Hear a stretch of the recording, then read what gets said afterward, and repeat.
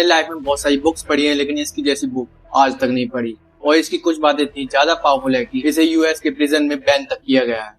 क्योंकि हिस्ट्री से हम लोग ये देखते आए हैं कि जो भी सच बोलता है उसकी आवाज को हमेशा दबाया गया है, because the powerful people don't want you to know their secrets. लेकिन ऐसा इस बुक में क्या है जो इतनी ज्यादा कंट्रोवर्शियल है? तो आने वाली कुछ वीडियोस में हम लोग एक एक करके इस बुक के लॉ को डिकोड करेंगे। अगर आप नए हो इस चैनल पे तो अभी कभी सब्सक्राइब कर लें and let's decode it together. Law number 1, never outshine your master. इस लॉ को अच्छी तरह से समझने से पहले हमें ह्यूमन नेचर के बारे में एक सबसे इम्पोर्टेंट चीज समझनी पड़ेगी, और वो चीज है इनसिक्योरिटी। ये चीज न किसी ने सिखाई है और न बताई है, लेकिन फिर भी ये ट्राइड आप में बचपन से ही मौजूद है। आपने 110% ये नोटिस किया होगा, जब भी आपकी माँ किसी और बच्चे को अपनी गोदी में उठा लेती थी तो हम रोना शुरू कर देते थे, और तभी से एक्टिवेट हो चुका था ये trait which is known as insecurity. अब इनसिक्योरिटी देखा जाए तो दुनिया के 98% लोगों में ऑलरेडी है। सिर्फ 2% लोग जानते हैं कि इसे डील कैसे करना है, और बहुत रेयर चांसेस हैं कि आपका उन 2% लोगों से मुलाकात हो। मतलब मोस्ट ऑफ द टाइम आपको 98% इनसिक्योर लोगों से ही डील करना पड़ेगा। इनसिक्योरिटी लाइफ के हर एस्पेक्ट में होती है, हर जगह आपको इनसिक्योरिटीज के एग्जाम्पल मिल जाएंगे। और जैसे मैंने बोला, ये बुक बहुत ज्यादा कंट्रोवर्शियल है,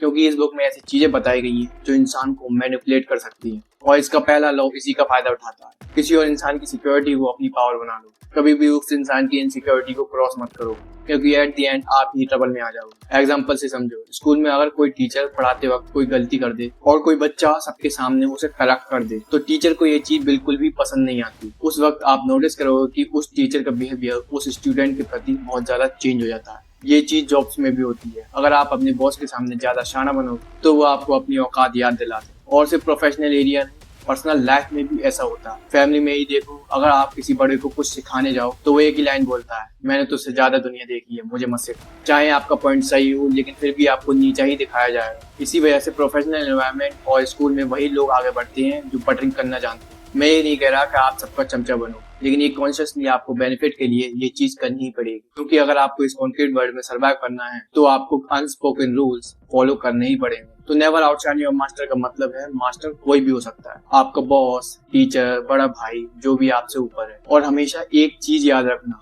लिसन मोर और टॉक लेस। चाहे आप ज्यादा स्मार्ट हो, लेकिन आपको प्रेटेंड करना होगा कि आप डम्ब हो, क्योंकि लोग अपने आसपास वही लोग रखना पसंद करते हैं जो उनसे थोड़ा कम दिखते हैं। इससे उनका ईगो सेटिस्फाई होता है, और यही आपको भी करना है, क्योंकि यही बेस्ट वे है उनका ट्रस्ट गेन करने का और सीखने का। अगर आप उनसे ज्यादा स्मार्ट दिख जाओगे तो वो आपको कभी कुछ सिखाएंगे ही नहीं। डम्ब दिखना कोई वीकनेस नहीं है। अगर वो आपको एक पावरफुल पोजीशन पे ले जाती है तो वो एक्चुअली आपकी बहुत बड़ी स्ट्रेंथ है। चेस का एग्जांपल लो, कई बार गेम जीतने के लिए आपको पॉन का सैक्रिफाइस करना ही पड़ता है। मतलब ओपोनेंट को लगता है कि वो जीत रहा है, लेकिन रियलिटी में आप ही गेम कंट्रोल कर रहे होते हो, और जब वो अपना डिफेंस गिराता है तभी आप अटैक करते हो। इसी तरह लाइफ में भी पेशेंस और स्ट्रेटेजी चाहिए। इसी वजह से चाणक्य को दुनिया का स्मार्टेस्ट टीचर कहा जाता है, क्योंकि उनको पता था कब मूव करना है और कब चुप रहना है। तो दोस्तों, नेवर आउटशाइन योर मास्टर का मतलब है अपनी स्मार्टनेस को कंसील करो, डम बनो, उनका ट्रस्ट लो और राइट टाइम पे अपनी स्ट्रेंथ दिखाओ। ये आपके लिए वीकनेस नहीं, आपकी सबसे बड़ी पावर है। आज का लॉ यही था। आई होप आपको पसंद आया होगा। अगर पसंद आया तो कमेंट करके जरूर बताओ, और नेक्स्ट वीडियो में कौन सा लॉ डिकोड करना है वो भी सजेस्ट करो। Till then,